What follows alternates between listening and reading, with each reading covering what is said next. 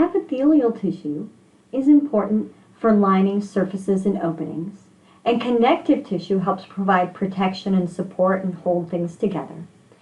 The main function of muscle tissue is movement. Muscle tissue helps to move many different things in the body. We can move bones, we can move the digestive system, we can move the irises of the eye to change the size of the pupils, we can constrict or dilate the bronchi. All of the movement is accomplished by muscle tissue.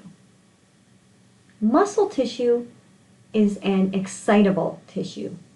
What that means is that the cells in muscle tissue can change their membrane potential. This is a new term for us. The membrane potential is essentially the charge of a cell, or more specifically, the difference between the charge inside the membrane of a cell and outside the membrane of the cell. This difference in charge is caused by having different concentrations of ions on the inside and the outside of a cell. So the fact that we have different concentrations of sodium and different concentrations of chlorine and different concentrations of potassium and other charged ions gives us a difference in the charge between the inside and the outside of the cell. This difference in the charge is what we call the membrane potential. All cells have a membrane potential. They have a charge on the inside and a charge on the outside, and they're different, and that's what gives you the membrane potential. But the important thing about excitable cells is that they change their membrane potential. In muscle cells, that change in membrane potential is what triggers a muscle contraction. So the cell gets shorter, and that creates force that causes the movement. We'll take a closer look at how muscle tissue changes its membrane potential and how that causes contraction when we're in the muscular system. But briefly, a signal to a muscle cell opens sodium channels. When sodium rushes into the cell, that changes the membrane potential. Now the inside of the cell is more positive than it used to be. That causes the release of calcium, and calcium triggers the contraction of the muscle cell. Muscle tissue can be either voluntary or involuntary. Voluntary muscle is under our conscious control so that we can make it move when we want it to. So I can choose to move my arm. Involuntary muscle tissue is not under our conscious control. No matter how hard I try, I can't make the muscles in my stomach contract. They do that involuntarily, not under my conscious control. Muscle tissue can also be striated or non-striated.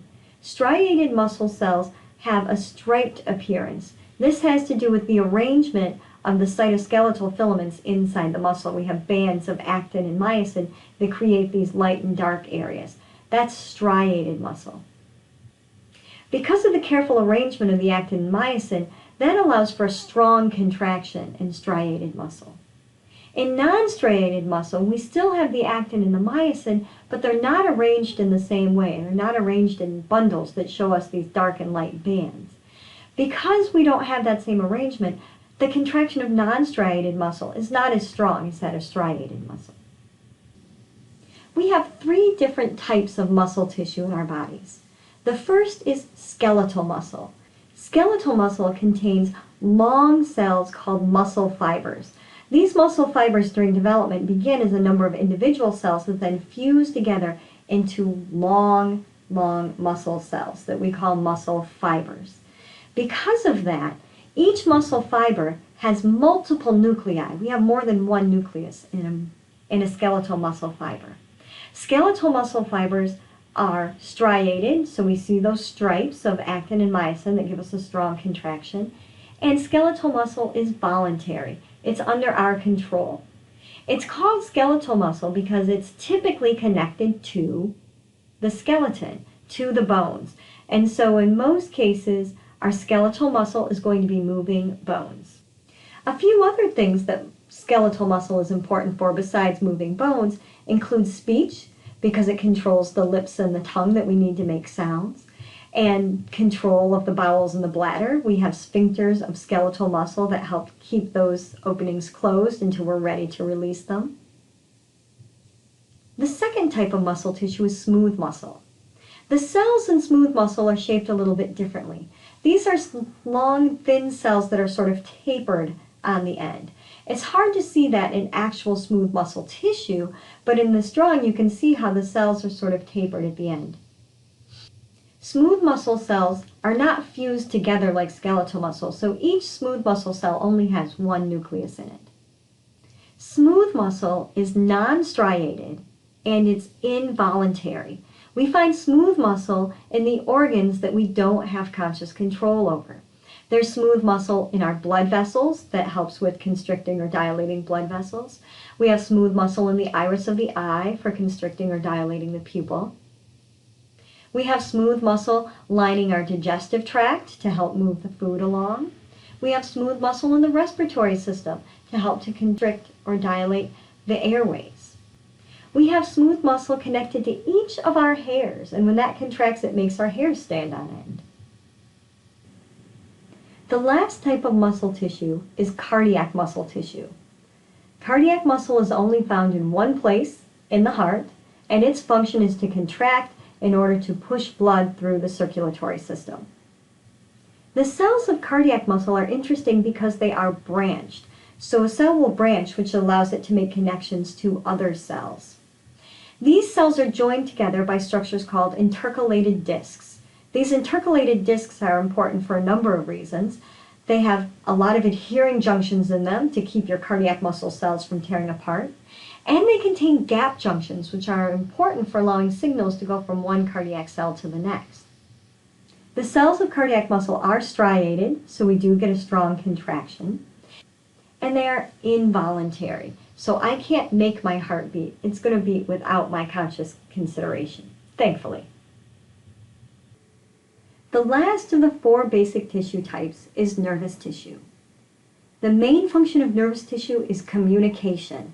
This allows us to get signals from one part of the body to the other. This communication is important for a number of things, including controlling muscles and glands. So the movement of the muscles we talked about before is controlled by signals coming from nervous tissue.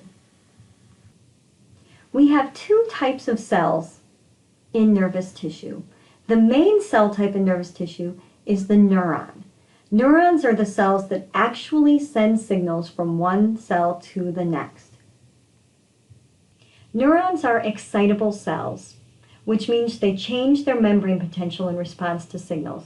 When a neuron gets a signal, it changes its membrane potential. That change in membrane potential is what eventually causes the release of neurotransmitter to send a signal to the next cell.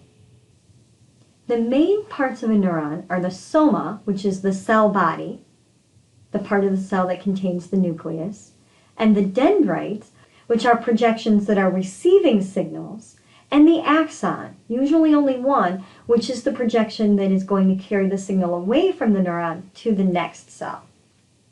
In addition to neurons, nervous tissue also contains glia. Glia are the support cells of the nervous system.